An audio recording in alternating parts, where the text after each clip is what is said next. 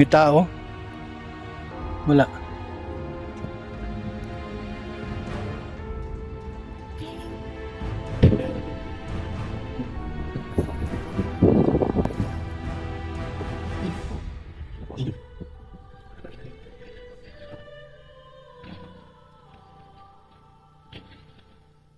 Bahay nito, panahon pa ni ano. Diba? Kaya nga.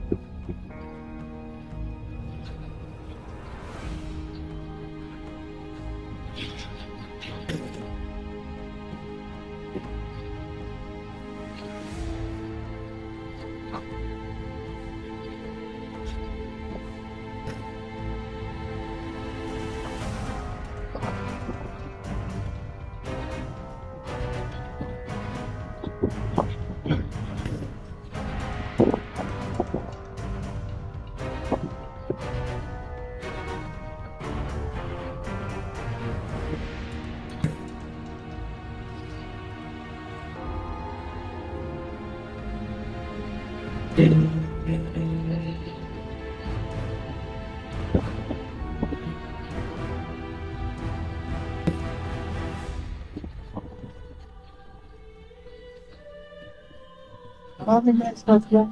Ha? Maraming may start yan. Kapoy na vista. Oo. Pero hindi ko naman masyado hindi ko naman kasi masyadong kilala yung iba. Daming kakao, oh. Kakao ba yan?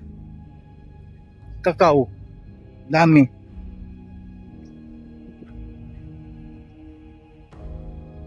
Hingi tayo ng kakao.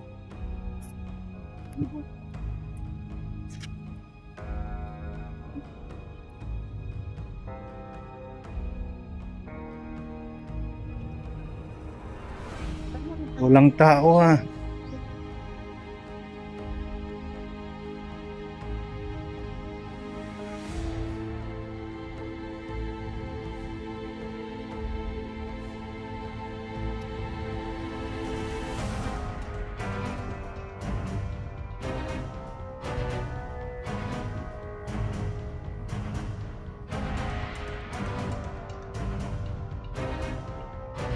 Ayun po mga kalingap, dalawa ng ating pinuntahan na walang tao. At baka sakali sa sunod na pagbalik po natin dito ay andito na sila. Yun yung bahay na po na yun mga kalingap, walang tao. Doon sa pinuntahan po natin, pangalawa na ito ano po, pero lahat sila ay walang tao dito. Na siguro ay yung tao dyan na nakatira po mga kaibigan ay may trabaho po sila. Kung kaya't sa sunod na lang pagpunta natin dito na tayo ay pala rin na makapunta. Yun po, sa sunod lang po ulit na pagpunta namin dito, magkita-kita lang tayo ulit mga kalingap sa pagbisita namin dito sa lugar na ito.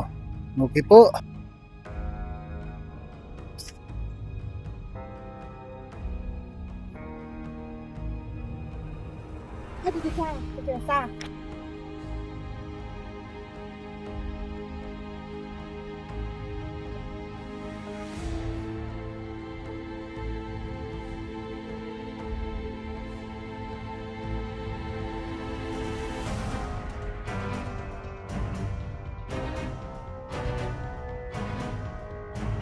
Ahead.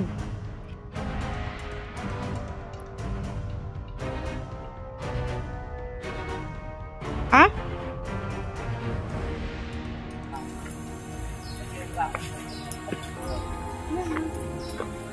Yan po mga kalingap, may panibagong puntahan naman tayo. Scouting. Meron panibagong tutuklasin. Ano po mga kalingap, yung dito po sa Piyuduran po ito mga kalingap ha. No, sa mga hindi po nakakaalam, ito Piyuduran. Nandito po tayo sa Piyuduran. Ano po mga kalingap, at merong ini-repair sa atin dito sa mga kababaryo po nila. At merong tinuro na kakilala niya. Tayo naman ay handang tumulong sa abot lang na ating mga kaya. Tulungan natin sila. Ito, parang tatawid pa ata ng tatawid pa ata ng ilog.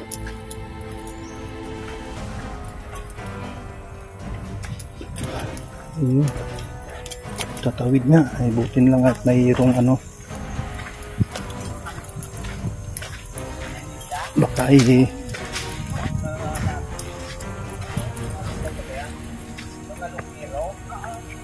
kakayanin ko ito. Ayan, ayan, ay thank you. Hindi ako, buti na lang hindi ako na-slide.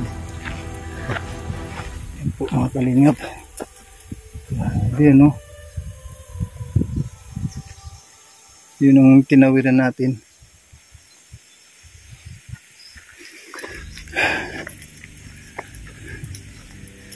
Hanap lang hanap ng pwedeng tulungan. Ito yung buhay ng scouter. Ano po mga kalingap, sa mga hindi nakakaalam, ito po yung trabaho ng scouter. Hanapin,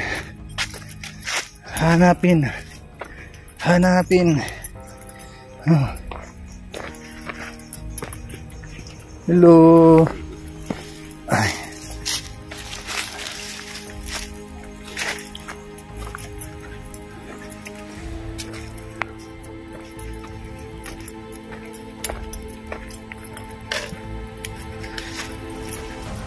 Dito na tayo sa Kapalayan. Palay na. Ang ganda namang bunga po ng mga kalinga po ng palay. Eh.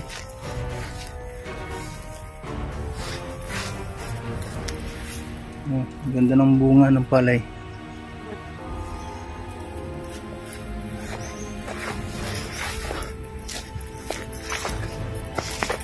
Saan yung mga kasama ko? Naligaw na ata ako Iniwan na ako mga kalingap. Yung kasama natin, yung si kuya na magturo. Ano kayang barangay na ito? Barangay ng Piyuduran. Sige lang tayo ng sige hanggat mayroon po tayong hininga. Sige lang.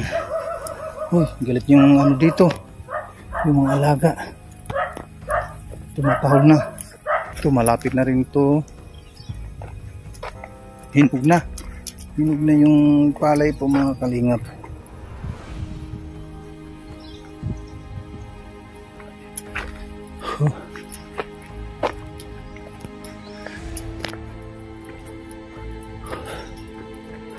Malapit na tayo.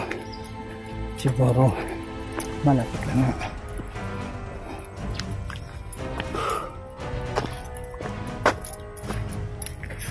Ayun pala, kalingap. Si kuya. Tsaka si ate.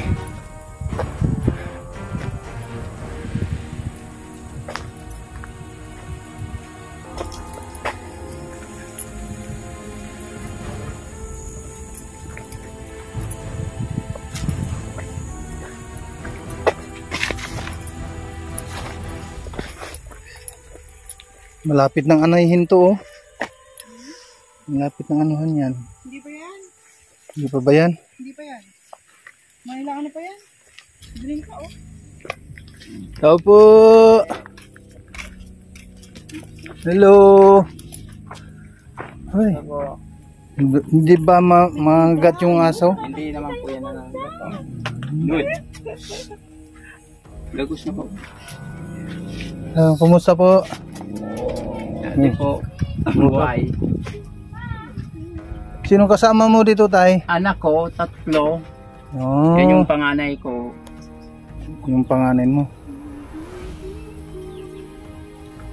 Anong pamumuhay dito, tay? Kadalasan ano ang trabaho nyo dito?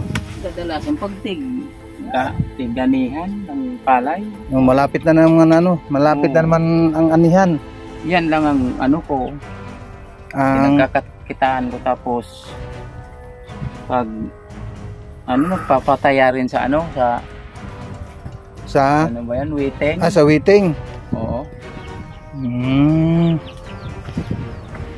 Daming kangkong dyan, tayo. Oh, marami nga. Sarap yung yung kangkong. Baka Yan pwede nga, kaming yan ang dyan. Baka pwede kaming Pwede. bumili ng kangkong. Ano po mga kalinga po? May kangkong po dito, no? Tapos palay.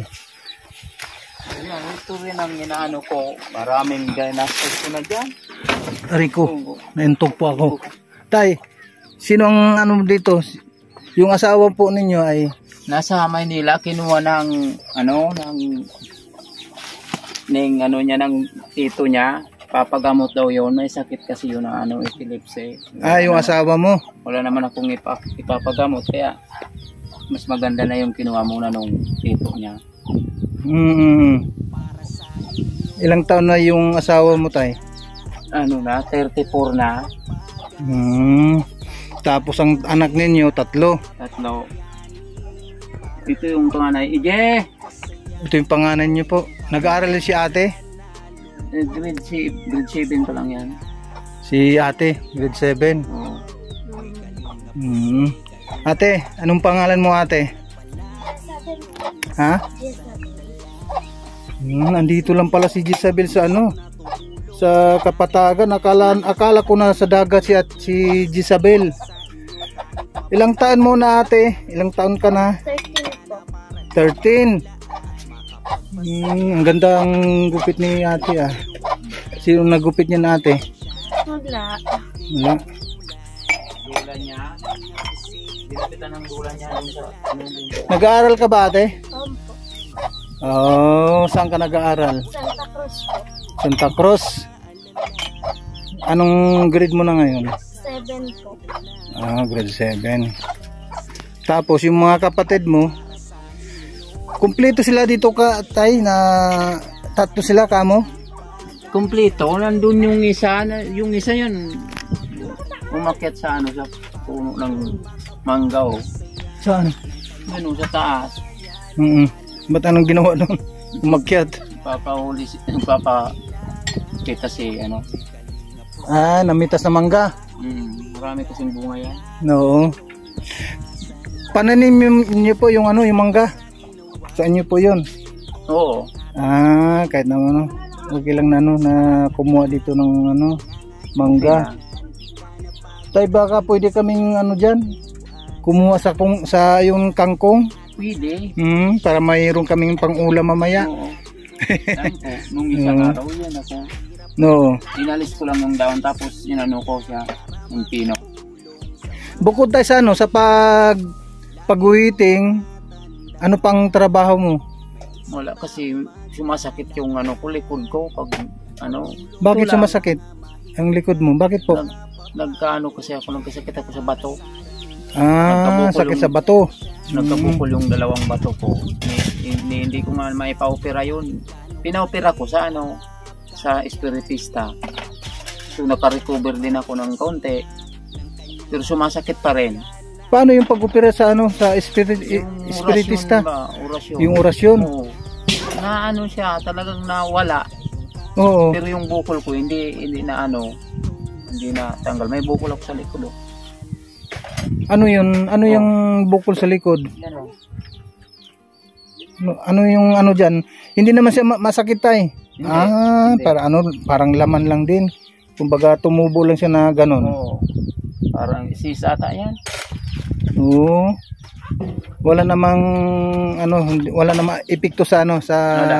kalusugan. Itong likod ko, Oo. na ganun kasi nung pagtrabaho ko sa ano, Makapa. Parang gumano no, na ano yung spinal cord ko. Naapektuhan. Oo. Oo. Sumasakit yan. Mm. Pag nagyuyuko ako ng matagal. Anong pangalan mo pala, tay? Arnel Arnel Abdullah. Abdullah. Ilang taon na si Kuya Arnel Abdullah? 38 na ako. No. Bata pa.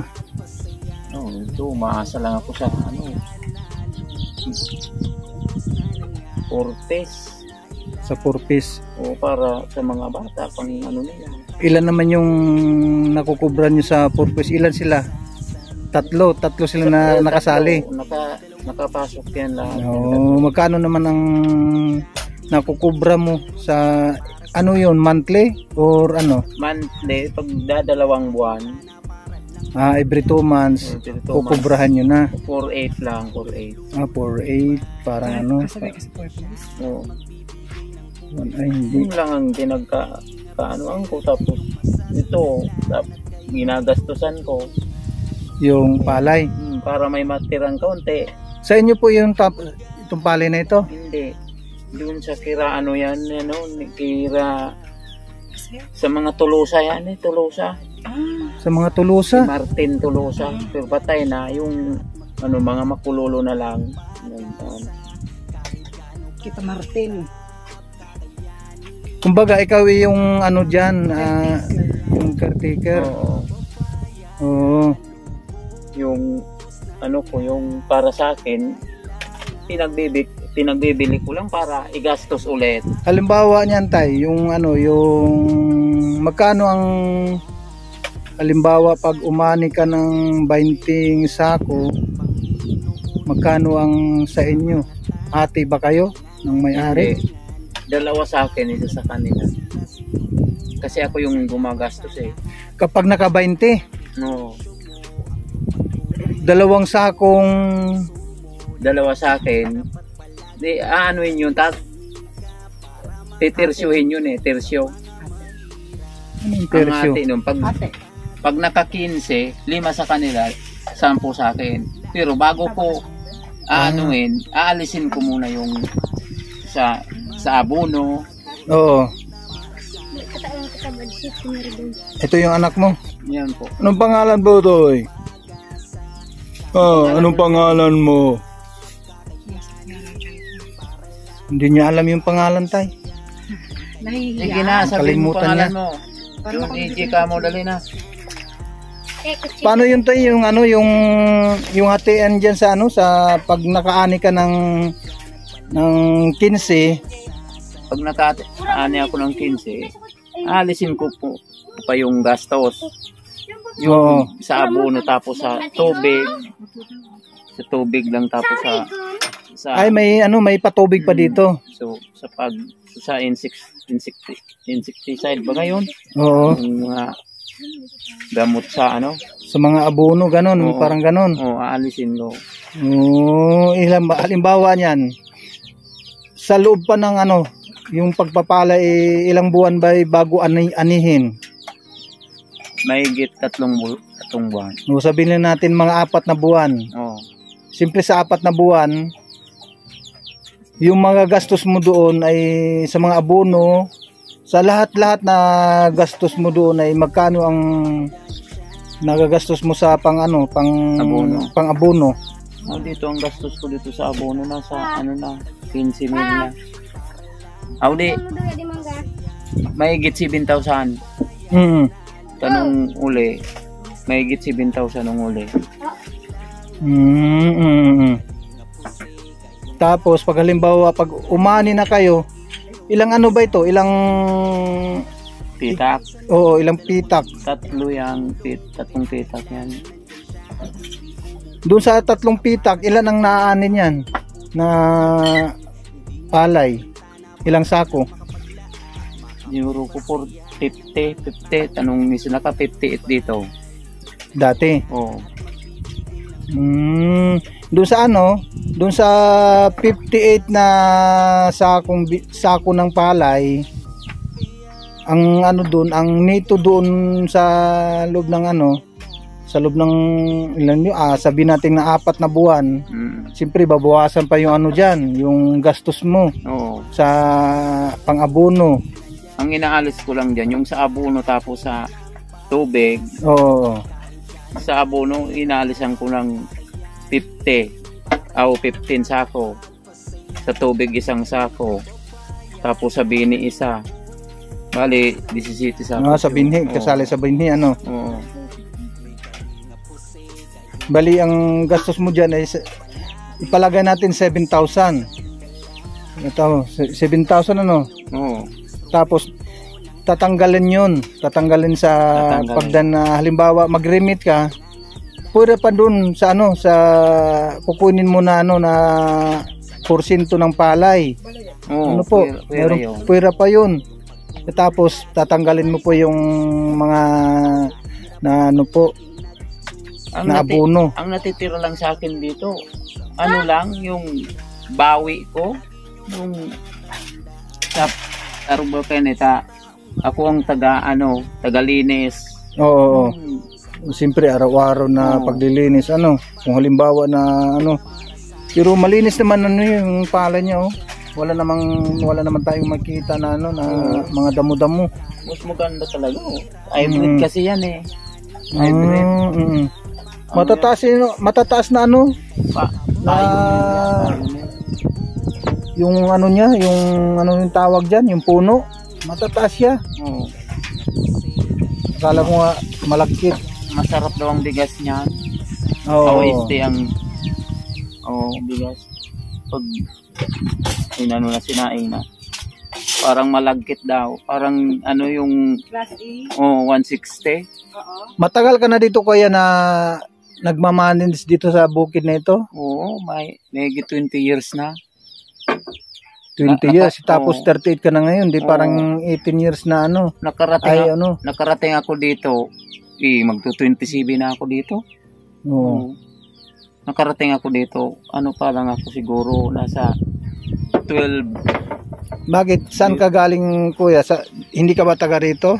Taga ako dati, taga San Rafael. San Rafael, opo. San Donsol. Oo. Magkasunod lang ang barangay namin.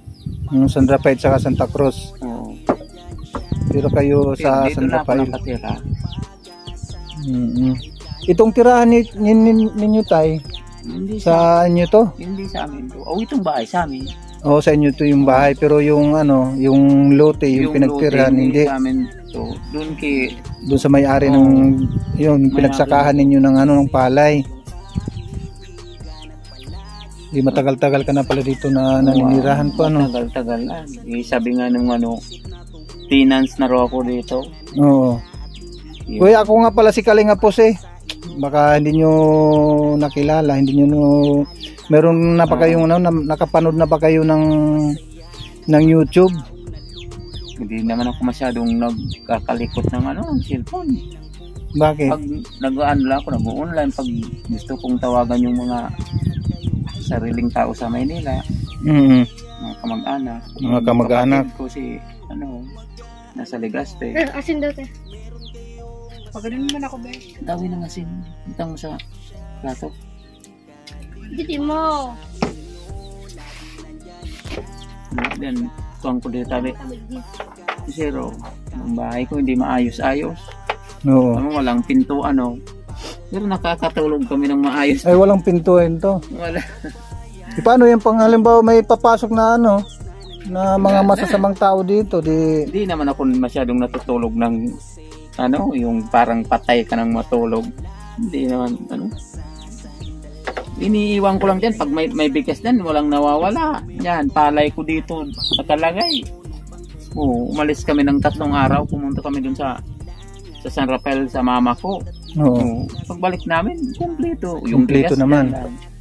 Ibig sabihin walang namang ano dito, wala namang mga nagnanakaw. Oo, walang mga malikotang kamay. Tapos kung medyo ano sila, siguro po pag kinuha nila nila na, makala sila. Okay lang sa kanila, ano? Oo. Kuya, pwede tayong kumuha ng ano dyan, yung kangkong. Pwede. Pagkuhanin natin yung bata. Yung... Ha? Kumuha ko dyan kaso isang ano, inulam ko pa nga kagabi yung iba. Oo. Kasi yun ano, isa't may kalahati pignyugan ko.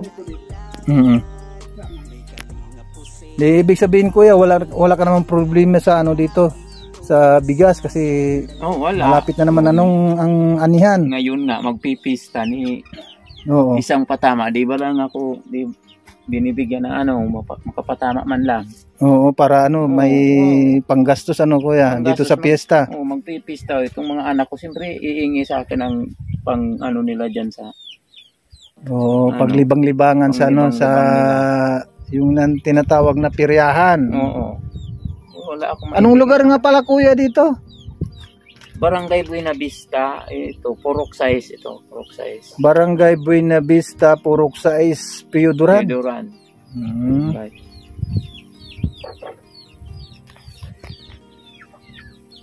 Ayun po mga kalingap, narinig na natin yung kwento ni tatay po ng mga kalingap. At yung itong palayan na ito sa kanila yung ano yung palay na ito. Kumbaga siya ang tenant. Ano po mga kalingap. At yung inaani po dito ay binabawas na rin yung ano yung lahat ng mga gastusin. Yun sa kanyang kwento, narinig naman natin yung kanyang explanation. So sa ating interview kung kaya sabi ko nga pagdating sa pabigas at wala namang problema sa inyo dito. Ayun, at wala daw kasi yung bigas dito ay malaki din naman yung ambag. Kung kaya't mga kalingap, maraming salamat po sa inyong panunood. God bless po at mabuhay ang team sa ating grupo. Yan. Pakisuportahan lang po mga kalingap, Bal Santos Matubang. Ano po? Ate Idna Vlogs. Pakisuportahan din po mga kalingap, Kalingap Rab. No, sa mga hindi po naka-subscribe sa kanyang channel ngayon, sa ating premiere po mga kaibigan, mga kalingap, subscribe na Kalingap Rab. At ang inyong abang lingkod po mga kalingap, Kalingap Jose. Yung pakisuportahan din po. Kung bago ka lang dito sa channel na ito, pakisuportahan lang din po natin Kalingap Jose. Kung hindi ko pa nakasubscribe, pakisubscribe na rin po mga kalingap. Ano po? At i-share din po natin ang ating video na ito. Ulit tayo na magkikita-kita. Ano po? Mga kaibigan, mga kalingap, pakisuportahan lang po. Landing pad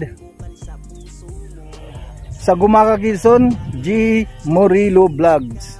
At ang kanyang deputy, Kalingap Lydia. At sa parting Davao naman po mga kalingap, suportan po natin Ria Olarte at ang kanyang deputy Mick Agnes Vlog. At sa parting Davao naman po mga kalingap, sa parting Samar naman po mga kalingap, suportan po natin ang bagong landing pad ni Joey the Great, ang sorbertirong vlogger. Ano po mga kalingap, siya po ang ambasador ng Samar. Ano po? At ang inyong abang lingkod or sa Dunsol Sursugon, Kalingap Jose, at ang ating deputy Kalingap Tatay Papsi. Muli, magandang gabi, magandang tanghali, magandang umaga sa lahat po ng mga nandito sa ating premiere. Support lang po natin.